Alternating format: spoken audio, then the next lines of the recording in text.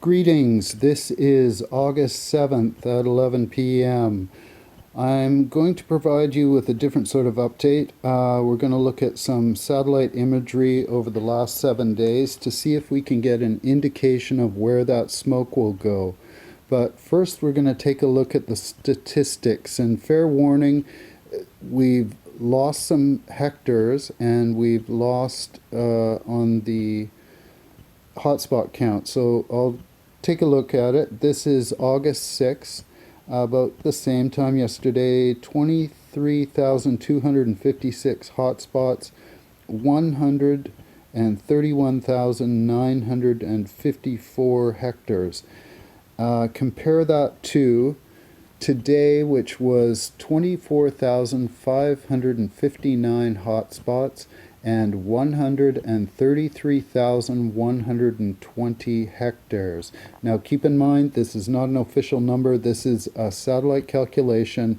You want to check with the TNRD, BC Wildfire, and get accurate on the ground measurements. So if we look at the hotspot count, there were 1,303 hotspots generated approximately over a 24-hour period.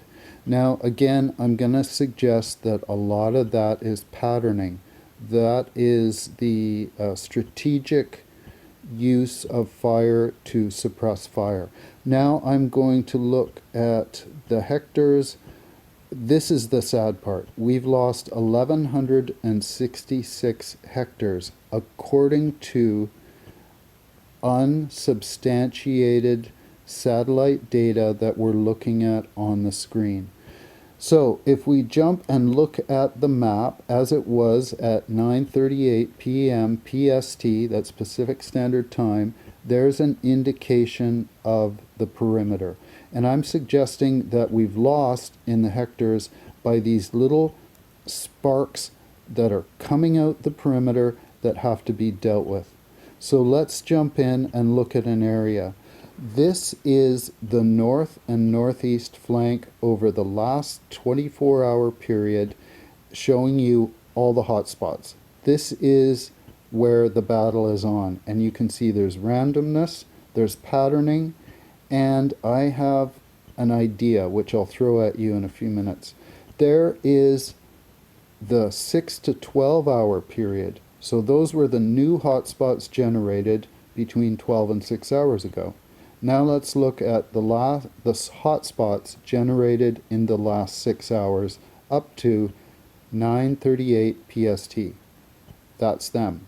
So we're looking at a different situation that's going on here. This is the region of the northeast eastern flank around Loon Lake, Upper Loon Lake, the stretch towards Vidette and the Deadman Canyon. These are the hotspots that were generated in the 24-hour period prior to 9:38. Now we'll look at the hotspots that were recorded in the 6 to 12-hour period before this data was collected. So that's the new hotspots in that period. Now we'll look at the hotspots that were generated in the last 6 hours before this update. There's none. So again, I have a theory. Okay, now let's take a look at the eastern flank south of Hyheum towards the Deadman River and that rough terrain on the eastern flank. And these are all the hotspots from 24 hours ago until this update. See how random they are? And there is some patterning over top. However, there's still a lot of randomness. And here is the hotspots generated in the 6 to 12 hours earlier. And here is the hotspots generated in the last 6 hours. So there's a definite diminishing of the infrared heat that is being calculated. Here is the area of the south southern southeast flank. Around Soton Lake, we can see Stinking Lake, the Arrowstone Park, and now is the 6 to 12 hour period before this update, and now in the last 6 hours. There's something going on here, and I'm beginning to get an idea. Let's jump over to a very troublesome area. This is the southwest extrusion that came over Highway 97. It's north of Highway 99. There's the 24-hour period. Here's the 6 to 12-hour period. Again, a lot of randomness. There may be patterning in there. It's very difficult to see. And here's the new hotspots generated in the last 6 hour period before this satellite update. So let's go to the Clinton area, and I just want to take a look at this. This is the perimeter line. You can see a slight jog that goes over the highway to the west of Highway 97. And this is the area that we were getting those reports from Perry. And now we're going to look without the overlay. So we can see a lot of randomness. And I'm seeing one or two outliers, and I can see these horizontal patterns that are almost on a GPS grid. So this is the entire 24-hour period before the satellite update. And this is where I want to apply my theory.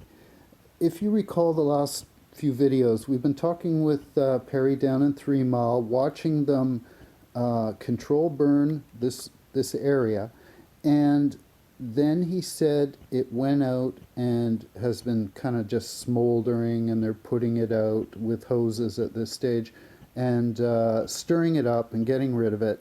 And I'm starting to think that a lot of what we're seeing is the remaining smoldering material, and it's popping up on the infrared. So that's the 24-hour period. There's the 12-hour period. We have an eyewitness report that says it's no longer a raging forest fire. However, I am seeing a potential of some patterning, maybe grouping it into piles of embers like one would do in a fireplace, stoking it, relighting it, making sure that it burns completely out. Here are the new hotspots generated by this satellite data information over the last 6 hours. So there's no new generation, and in that 12 hours, 6 to 12 hours prior, they were stoking it, reigniting, stoking it, reigniting until the fuel was eliminated. Okay, let's jump over to Wendy, take a break, and look at the patterns. They're slowly moving down in geography, and they are weakening those systems. So there is the potential now for the hot airs that are actually south of us, closer to the equator, to begin pushing back up. I'm now going to jump over to some satellite imagery. One of our viewers, Paul, he hooked me up with this link, and I'm just going to grab some images for you, and maybe we can see what the smoke's been doing, where it's been moving around.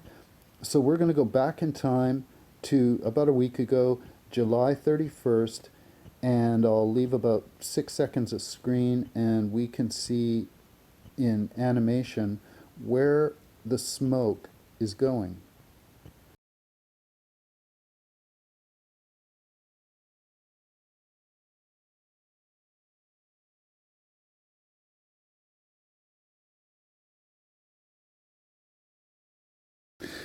Could you see a pattern there? I didn't really. I kind of see it washing back and forth over us like waves. It's getting pushed back, pushed the other way, and air is pretty much like water, kind of when we're looking at it from this vantage point. So it's been sloshing around on top of us for a week, and what's going to happen next? We're currently looking at northwest 6 kilometers an hour at the surface, and we can see these different directions that the wind has been traveling. We've been affected by this northwest, northeast flow. Let's look at 600 meters up in the air. We're getting right where we are at Big Bar, northwest 8 kilometers an hour.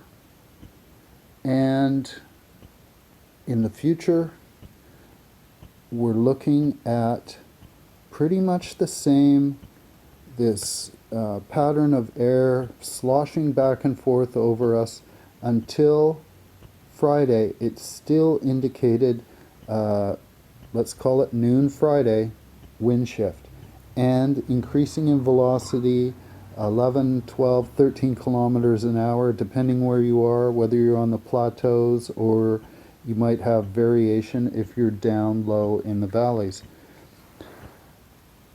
These are all just my speculation as a person that's spent, a few years wandering out in the bush and using, the age-old technique of sniffing the wind to figure out where it's going. And I know there's a horse ranch up there. I'm catching a whiff of it, so I know which way the wind's going. It's not using, I'm not any expert in meteorological data. I'm just going by my gut. And that may be why on the infrared, we're seeing them trying to reignite this stuff, get it burnt before the weather clears, new air oxygen comes in, and there's a threat of reignition by some of these troublesome areas. Okay, let's take a look at the Big Bar cam. It looks kind of muggy, smoky, stale, in desperate need for some new, fresh air. Now, here's an interesting shot. This is one of the most northern cams in BC, and now we're in the land of the midnight sun. That last picture was from 10:04. This picture is from 10:05, and I just wanted to throw that in here so it reminds me that we live on a ball. It's like it's sunny up there. Gonna go to the beach. So that's kind of ties in with that image at the start. I wanted to give you kind of a different outlook. I took that on July 6th, the day the Ashcroft fire started. I was unawares. I was standing out on a beach in Tawasin on the mudflats, and it's still there, and it's going to be back. We travel around the sun. We have winter, spring, summer, fall, and we will again. We will get through this. Be safe, everyone.